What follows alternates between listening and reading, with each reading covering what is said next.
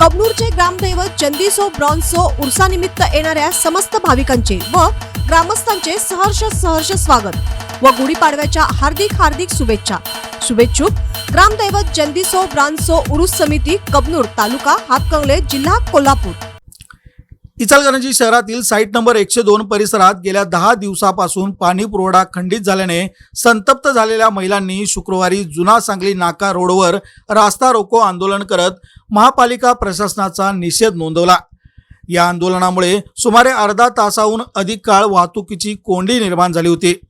Site number 102 परिसरात मागील 10 दिवसापासून नळाला पाणी न आल्याने नागरिकांना मोठ्या अडचणींना सामोरे जावे लागत होते।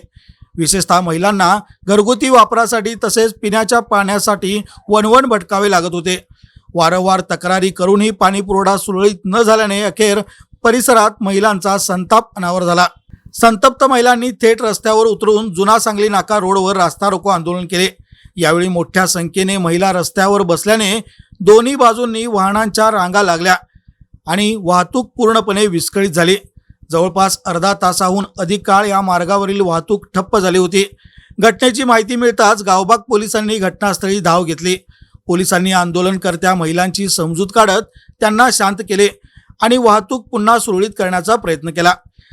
दरम्यान नगरसेवक मारुती पातरवट यांनी मध्यस्थी करत महापालिका प्रशासनाच्या पाणी पुरवठा विभागाशी फोनवरून संपर्क साधत परिस्थितीची माहिती दिली।